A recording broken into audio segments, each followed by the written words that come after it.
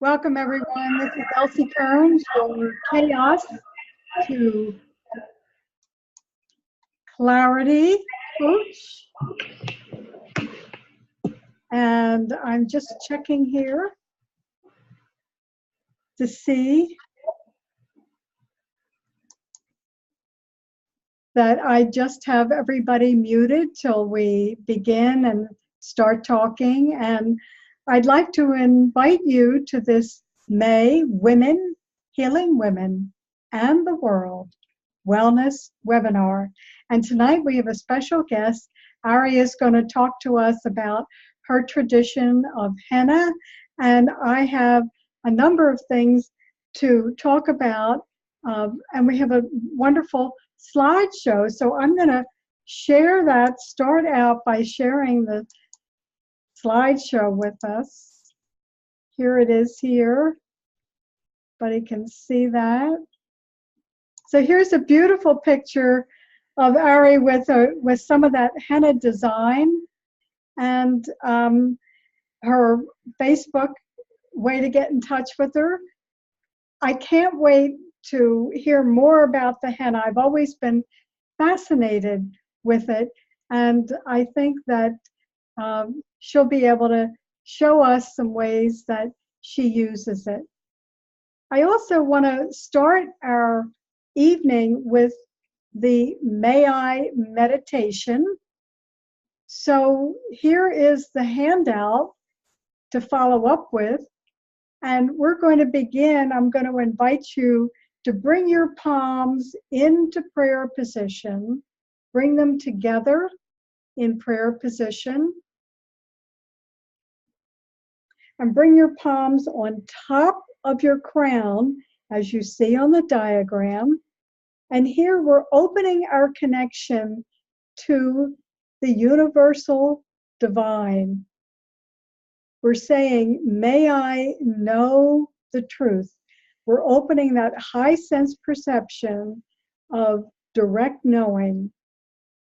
We bring our palms off the forehead, right down by the third eye, and that governs both our seeing and hearing. So our clairvoyance and our clairaudience.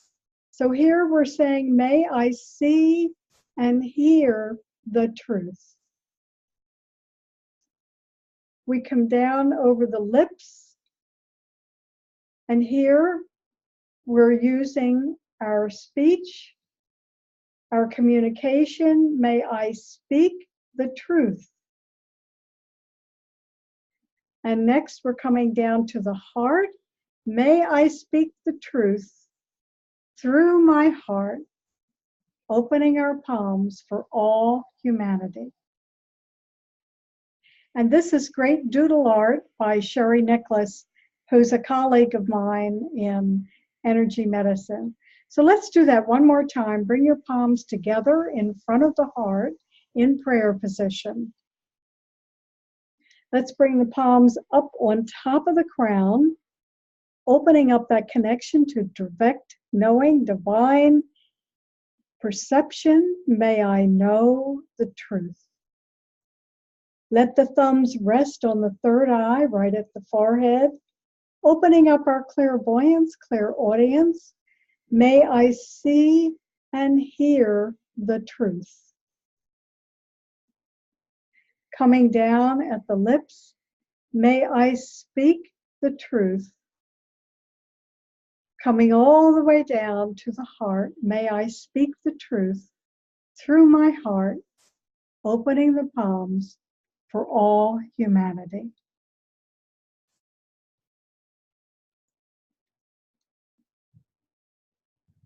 So here's one of the first pictures I have, and I'm going to ask Ari to please tell us a little bit about the Bollywood Funk.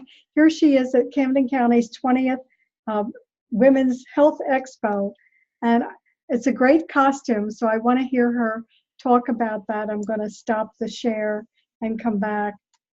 So, Ari, can you tell us about this?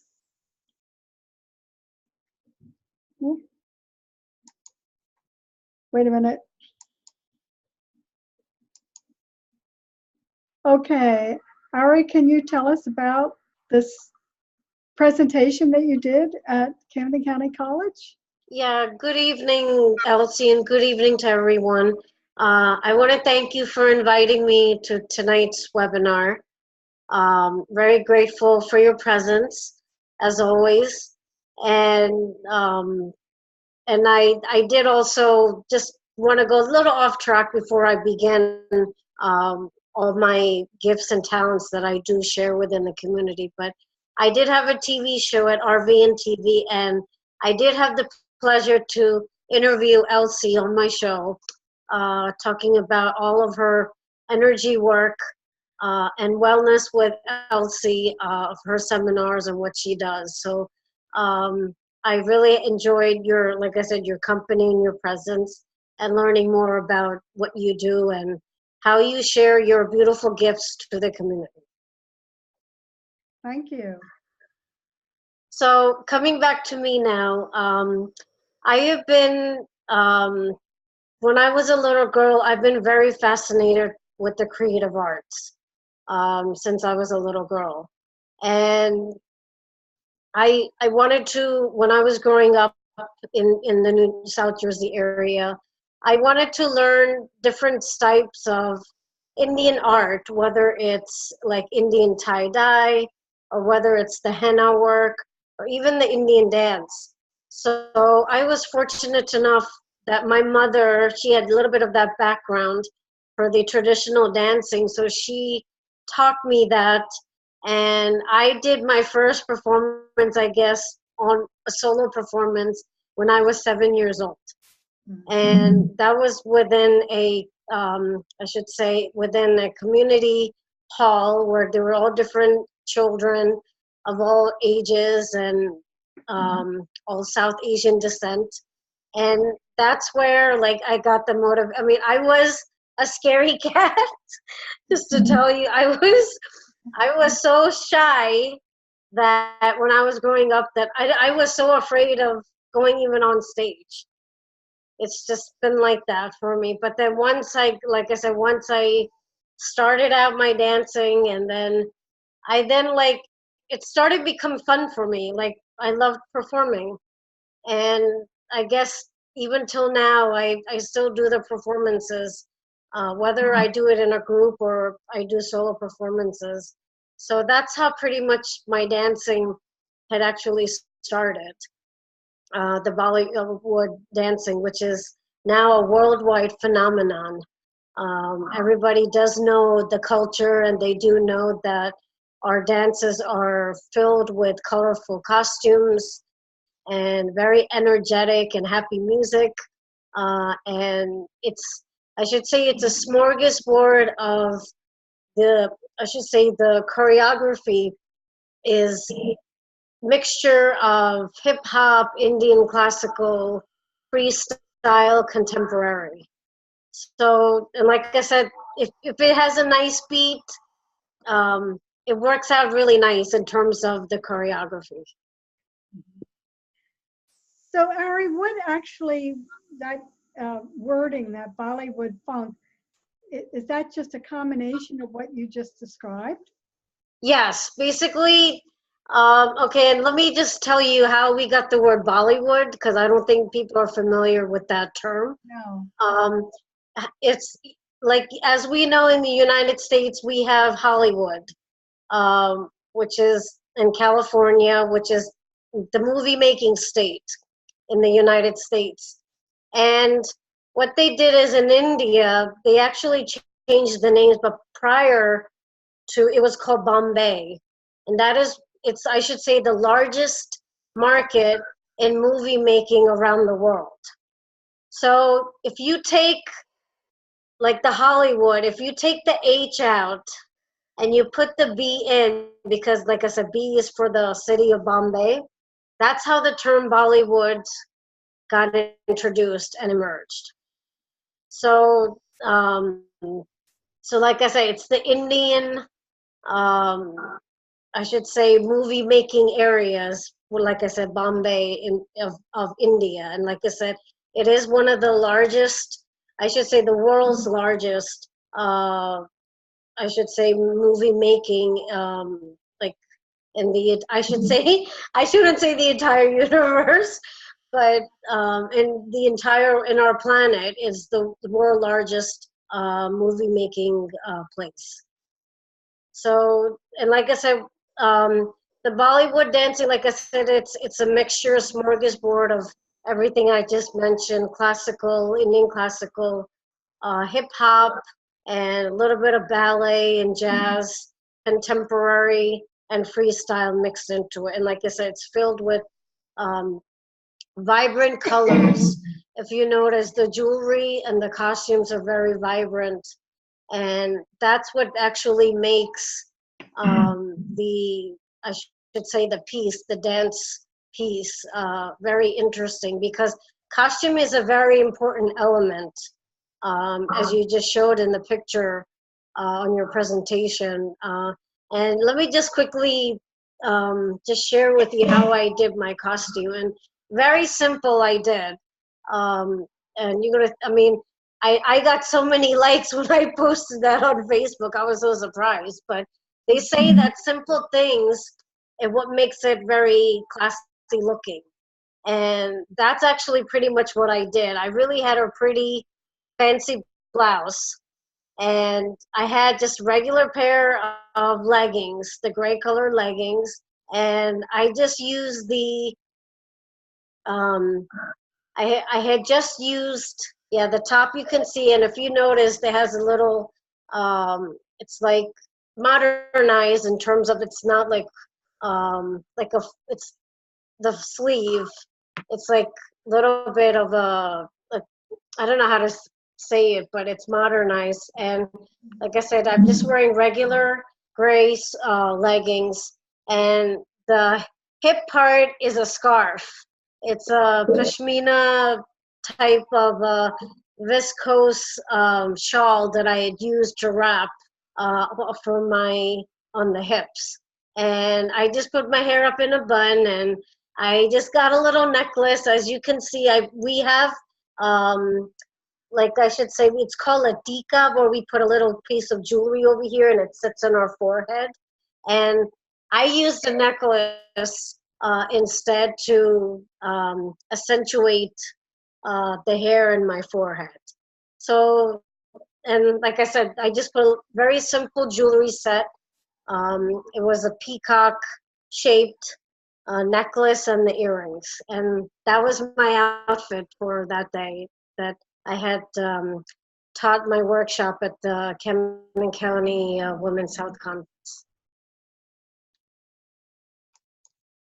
Well, that's a great explanation, yeah, of how, as you said, that was very simple but very colorful at the same time. Right.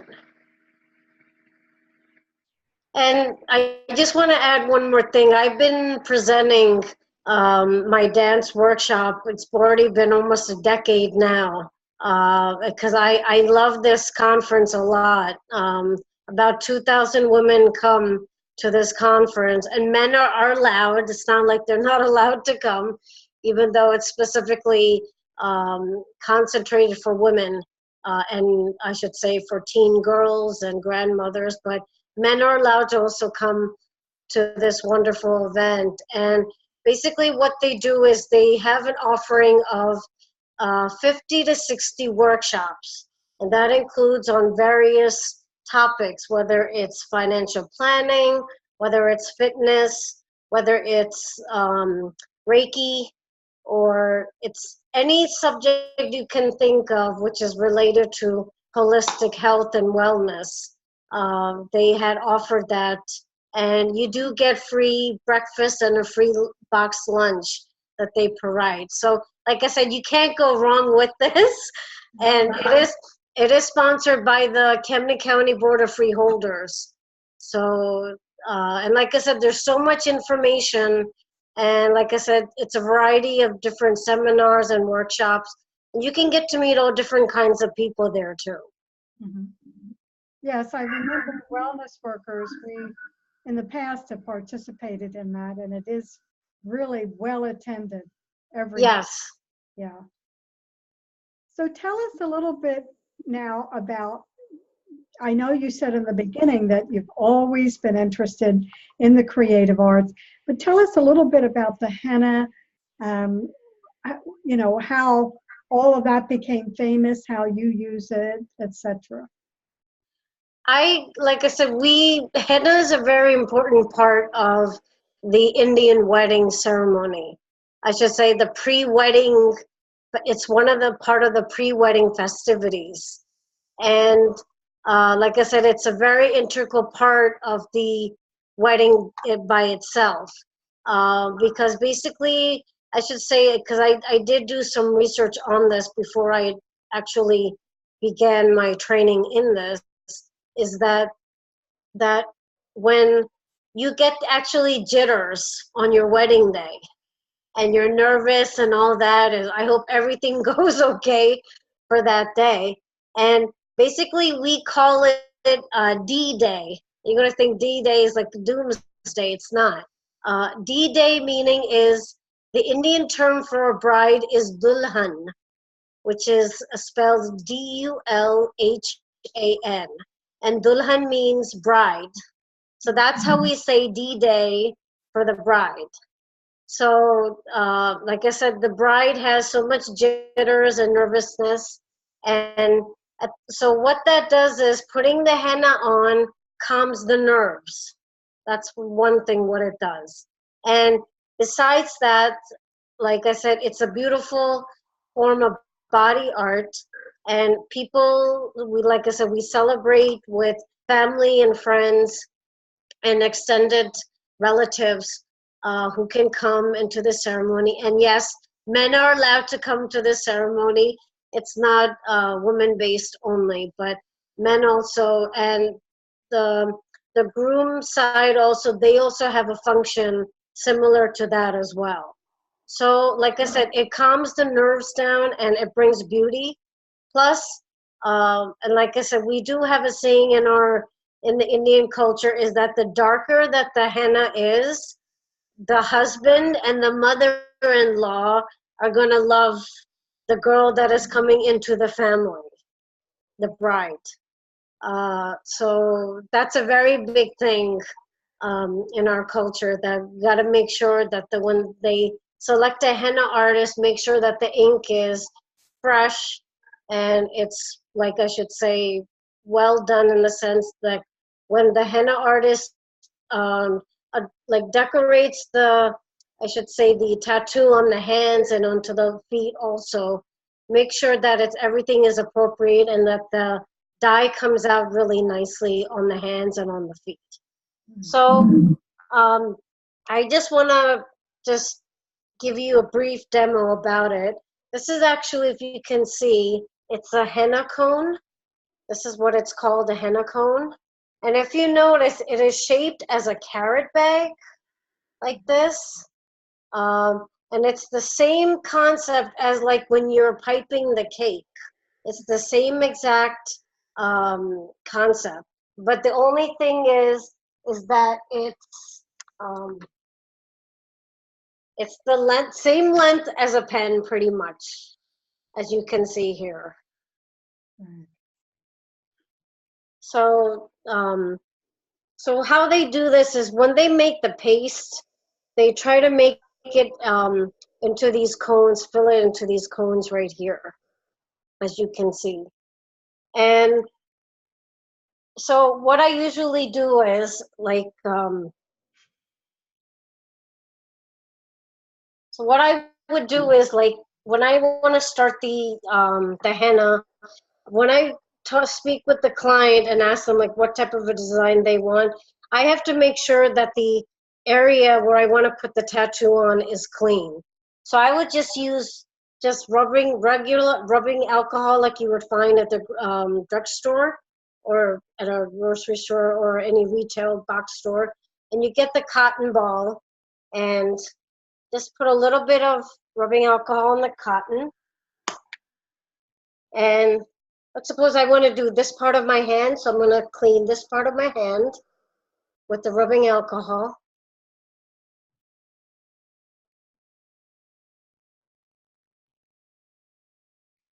And now this is my tool here, which is the henna cone.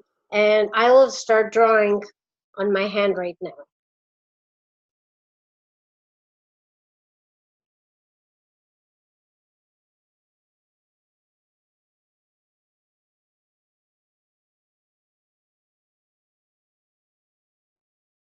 And the design I'm going to be making is paisley designs.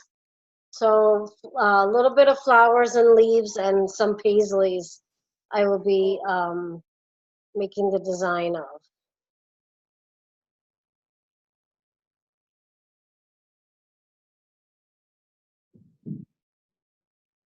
As you can see here, I already started. Yes. I'll do it this way so everybody can see it.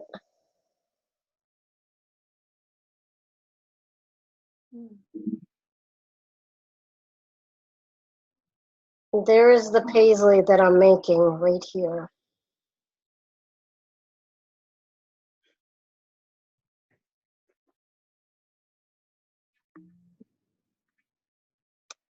And I was so fortunate enough to learn this art.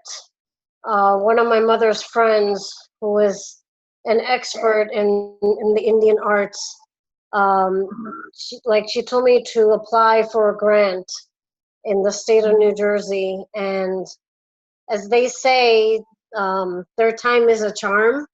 So as you can see here, I'm developing my design already. So coming back to my story, my teacher, my mom's friend, who was also my teacher, she had explained that you have to apply for it. And then once I applied, I actually started learning this in 2009 and 2010, but I hit the jackpot in 2011. Like I said, the third time is a charm. So that's when my grant got accepted. And as I said, I was very grateful and fortunate enough to learn it from her. And yes, I did get paid in 2011 and in 2012 because this was considered as the folk apprenticeship program because this art is like pretty much getting non-existent, and they are promoting all the type of arts from all different cultures that this, I should say, the folk apprenticeship program focuses on.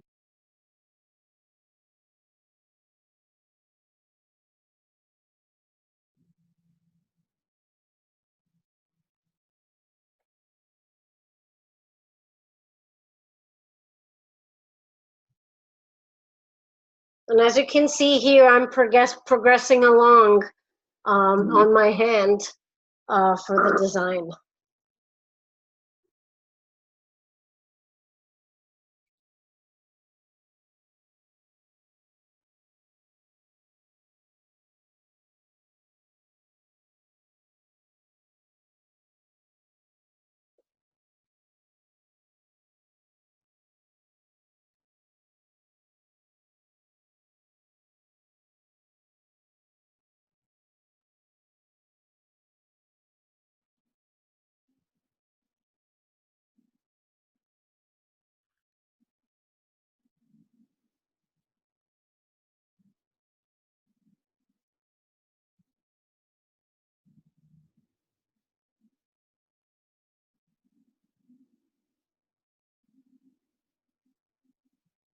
And as you can see here, this is the finished, this is just one of the designs I just did. It just took maybe about 5 minutes for me to complete, as you can see here. Oh, it looks beautiful. Yeah. So, Ari, how long does that last? Uh, Depending on the design, Elsie, this type of a design will last at least 2 weeks. Oh, okay. 10 to 14 days at least, yes. So even if you're washing your hands and your hair and Yes, despite that, yes. wow, it's great. Yeah. And what's so beautiful about this is There's there's no needles involved. There's no pain. And like I said, this is just pure, beautiful art. And you don't like the design, when it fades, you can get another one done any time of the year. Mhm. Great. So let me just, Carol and Chris, I just wanted to unmute you to see if you had any questions for Ari about the design or what she just did. I thought that was interesting to watch. Yeah, I want to check with you. I do have a question. Ari, do you use traditional designs or do you make your own as you go? Is each one that you do different depending on how you feel as you're doing it for the person? Well, when the client comes to my table, I do ask them. I do have a design book on me, and whether it's for kids or for adults, I have separate binders for both of them, for both groups of people. And I tell them that if they do like a particular design, they will select it. And I do ask them also when I'm making my design is if I can add some creativity to it. Me being an artist, I want to get their permission first. I just don't want to just do it like that without their permission, because my main goal is for that the client gets it gets very happy service from me, and they are happy with the results and the design that they chose for. Okay. Okay, thank you. You're welcome. Yeah, so Any other questions you have, ladies? if you always wanted to get tattooed, okay, here's the perfect way, and know that it will, fade out in a week or two. It's really fascinating. And there's nothing toxic in the solution that you're using? No, there's nothing. This is all traditional henna that I get from India. I do order it online. You can get it either from eBay or Amazon.com websites. And like I said, this is very traditional paste that I use. And like I said, knock on wood, I have been using this particular brand, actually various brands that I order from India. And like I said, I had no problem with any client. Maybe the ink, maybe like the dye didn't come out nicely on the client's hands or feet, but in terms of infection or an allergy, nothing of that sort had ever happened within the 5+ years I've been doing this. Mm-hmm. So Ari, how do you go back to India? I mean, I've met your mom, and she's pretty sharp herself and very interested in holistic living. Do you go back periodically or? I did go about 4 years ago. This November would be 4 years. And I mean, it was so unfortunate that we had to go at that time when we had to take my brother's cremated remains at that time to like give a final journey for him. And in our tradition, in the Indian culture, it's the son who does all the final last rites for the father. Now, if there is no son in the family, then the daughter can do it. But like I said, within our tradition, in the rituals, it's the son who performs the ceremony for the father. Hmm. So you did that instead, is that correct? No, my nephew did that. Your nephew, okay. Yes, he did that. Uh-huh. So, but yeah, my folks, they're, like I said, they're doing well in terms of their health. And like you had just mentioned, they are into yoga and meditation, both of them. And they're like taking care of themselves. Thank God. I mean, my dad's going to be 79 in September. My mom's going to be 73 in end of November. Mhm. So, like I said, they're taking one day at a time. And like I said, God has been so it's blessing all of us and them also for the good health. Otherwise, if they didn't have the good health, they wouldn't be doing what the things that they're doing. That's just how it is. Yeah. Well, I've met your mom, right? Yes. And she's remarkable. Thank you. Everybody loves her. Yes, very feisty yourself, right? Yes. Great. I mean, like I said, she's very passionate. She talks about her Ayurveda a lot. She actually got those roots from my grandparents, especially from my grandmother and her grandmother. And my grandfather as well. And then my father got into this because of my mom. Let me just share a quick story with you. My mother, when we were in Canada, we were in Canada in the 1970s. And we came into, in 1980, we came from Toronto to United States at that time. So in the 70s, my mother used to get so many kidney stones. And she would be admitted every 2-3 weeks because of so many accumulation of those stones in her body. And the doctor would say, you cannot eat this, you cannot eat that. And my dad was like, this is ridiculous, what the doctor is telling you, that you can't eat these certain type of foods. Specifically, you cannot eat tomatoes or spinach because they're they form calcium deposits within the body. So the doctor would told my mom, you have to forbid, you cannot eat these foods anymore. So, like I said, my dad did some research, and he did get a book from a friend, a yoga book. And as you know how we all are, when we get books as gifts, we just look at it, a couple of pages, and then just put it back in the bookcase. And so my dad took one day the book out, and he just started reading and reading. Like he took the book into the bathroom one day, and he was there for 3 hours reading about meditation and yoga and wellness. And that pretty much opened his eyes. And then my dad started teaching the yoga postures to my mom. And then she went for doctor visits, and then the doctor was like, she went a 3-month visit, 6-month, and a year visit. And when she stopped eating those, the tomatoes and the spinach, and she started doing her yoga postures, her kidney stones vanished automatically.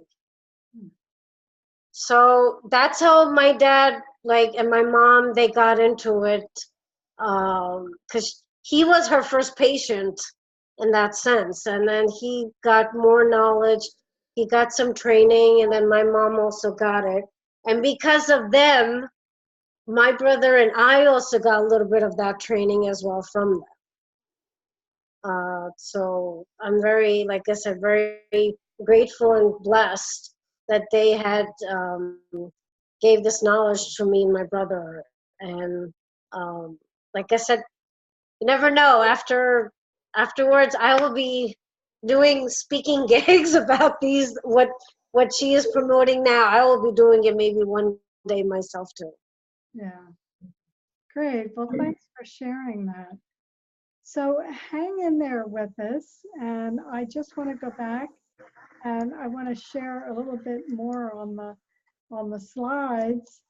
Here's that great picture again of you getting ready to go out there and do the Bollywood funk. And now that you explained that relative to Hollywood, all those movies that you're right, they are one of the biggest movie producing and making those movies. And, Slumdog Millionaire, and the one with the hotel where, all the couple of these English people went to retire. I'm trying to think of the name of it. Judi Dench was in it. It was a famous movie. I'll think of it in a minute. But they certainly do create a number of different movies. You're right. So now I get it. I get the connection. So I'm just going to show this picture. I've showed it for the last couple of times because I just think it's remarkable. This is Christopher, who was in an auto accident when he was like 18 or 19 and woke up a paraplegic. But he's the first paralyzed human to successfully receive stem cells and regain movement from the neck down. So he is continuing in this research project out in California, and they hope to completely restore his mobility. And it's just gives us an idea of the tremendous things that are available to us in medicine now. And I've said this before, and I can't say enough that stem cells are going to change the face of medicine for all of us. And I want to bring up again Dr. Marianne Teitelbaum. I did an interview with her, and her book, she talked about the thyroid epidemic here in the United States and how many people are dealing with low thyroid, Hashimoto's, and it literally, and truly is an epidemic. So her book is great, and I'm having trouble with these slides.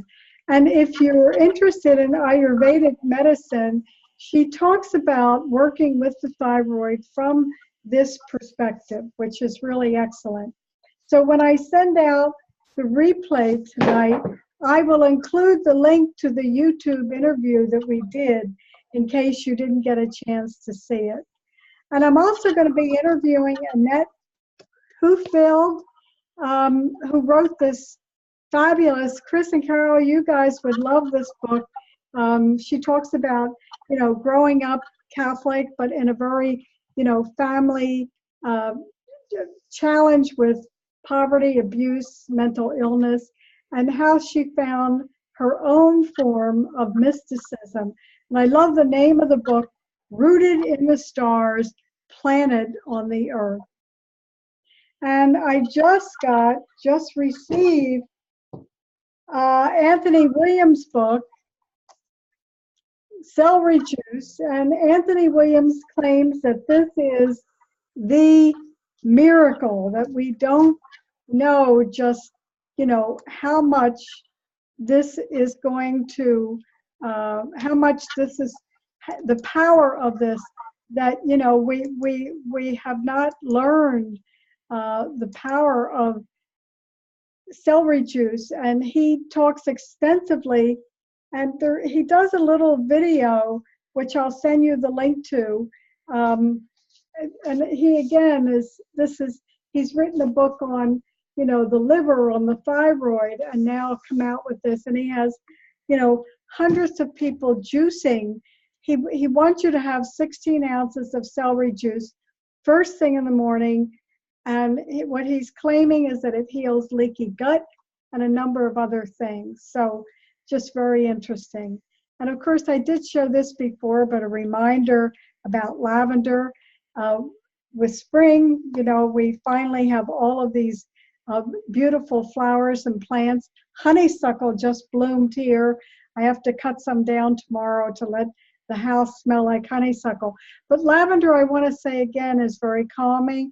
Just a little bit on your wrist points, on your temples, a couple of drops in your bathtub water is something that will just bring you to a state of great and total relaxation. And then switching over, a reminder that I did that video crossing over the bridge from here to there, and how we transcend consciousness from physical to universal. So if you know of anybody that can benefit, it's up on my website, and I did a video on this to talk about things that anybody can do, either in person with the individual as they go through that transition, or from a distance to help them make a very peaceful transition. And of course, these are just some upcoming events. I do VIP Illuminary Healing Days. I love teaching healing. And of course, we have our Women Healing Women and the World monthly webinars. And if you're interested in learning Reiki, I have continuing certification classes in that, of course. And our last slide, I love this picture. You are filled with healing love. And we're going to end the evening with this healing love meditation tonight. So I want you to just get relaxed. Wherever you are, you can sit back, you can lie down, whatever works. And we're just going to come into a place of quiet and calm. I invite you to close your eyes. And when you close your eyes, you are removing yourself from the distractions of the world around you. Now, if you open your eyes, you'll notice that everything looks pretty much the same before you close them, so that your outer world is just as it always is. But when you close your eyes, you have a chance to tap into your inner world, your inner awareness. So when we talk about the fact that you are filled with healing love, that brings us into the heart.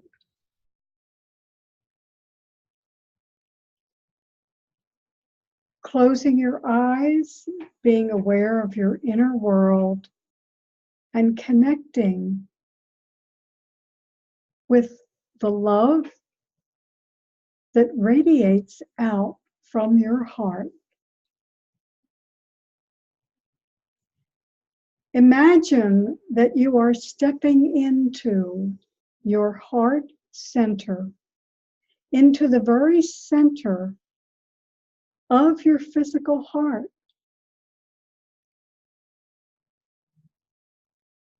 And you're taking a moment first to thank the heart for all that it does every second of the day and night, day in and day out. As you step into the heart, imagine that there is a very comfortable chair for you to sit in. And as you sit in this chair, in your heart space, you are now sitting in the sacred heart space of your physical, emotional, and spiritual being. You are also connecting to the heart of the universe.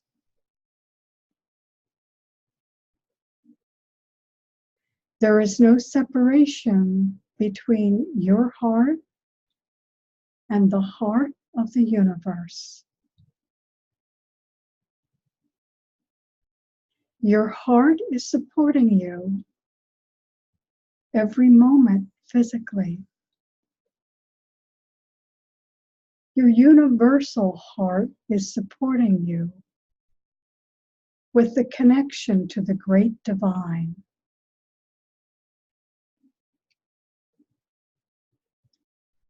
Your universal heart also connects you to your angels, your spirit guides, and to those that have passed on, loved ones that still hold a special place in your heart.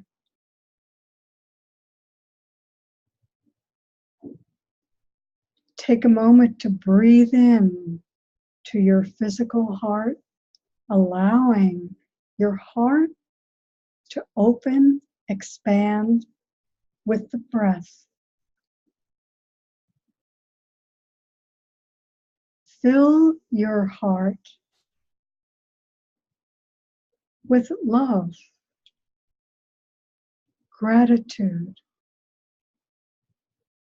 resilience.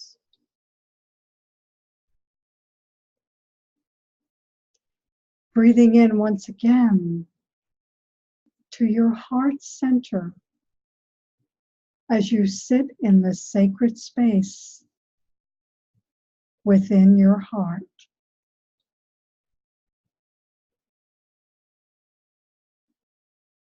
Fill yourself with love and invite in the universal love, healing, and grace that is always available to us. We make that connection simply by asking and receiving.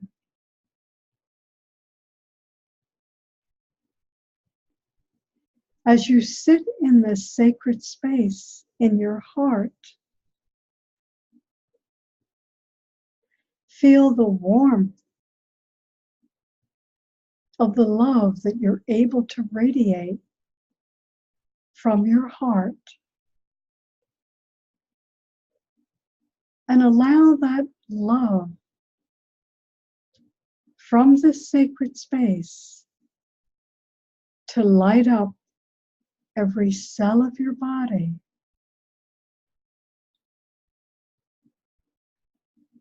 lighting up every cell of the body with physical health and vitality and divine light. So we are both human and divine, matter and spirit.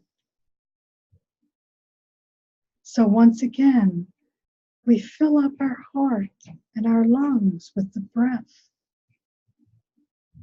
and allow that love and breath to move through every cell, every part of our body,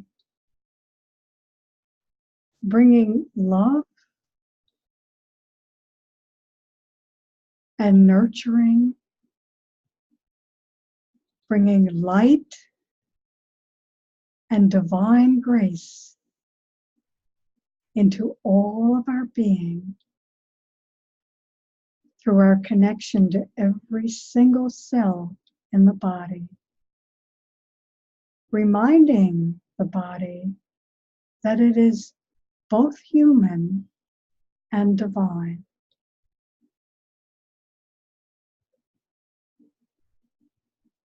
Being aware from your inner awareness of the sacredness and preciousness of your being and those around you. When we come into the earth plane, we arrive with that human and divine preciousness. But that often gets lost along the way, just as a result of living life. So from our inner awareness, we bring back in attention to our human and divine preciousness, filling all of our being with love, honor, and reverence, just as we are in this moment in time.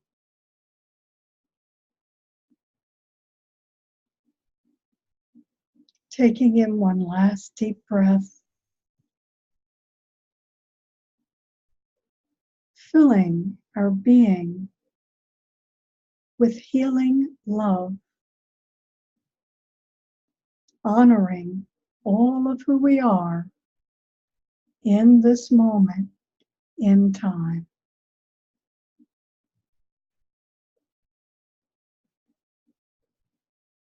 Knowing that whenever we have the opportunity,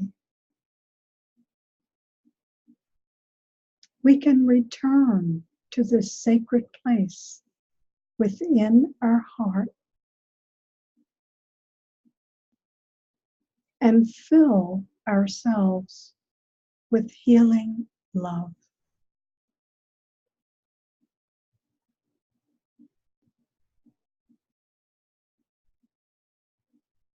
So just as we walked into our heart center and sat in that special chair for us, now in our imagination, we're going to get up from that sacred chair and gently walk out from the heart back in to our outer awareness. As you're ready, as you're comfortable, you can gently open your eyes and meet again your outer awareness. But know that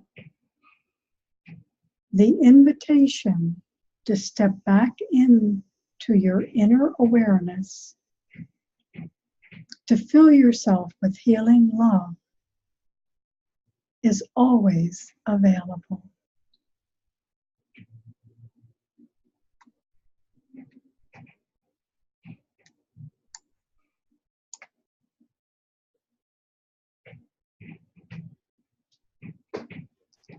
So this is Elsie Kerns, your Chaos to Clarity coach.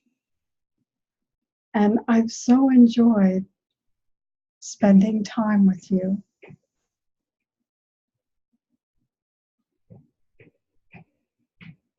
I want to thank you all for joining me. And we will meet again in June.